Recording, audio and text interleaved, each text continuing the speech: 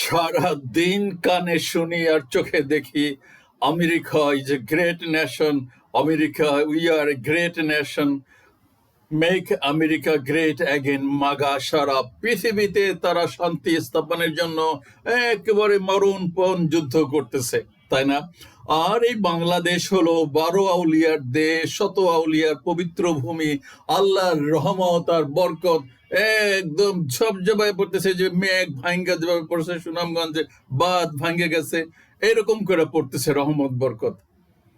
বড় পরিতাপের বিষয়, শুক্রবার তো নামাজ পড়লাম, লম্বা বয়ান, সব গুনাহ মাফ, মাশা আল্লাহ।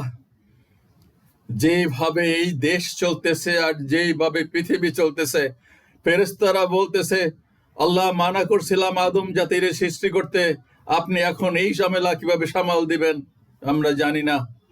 আল্লাহ হাফেজ।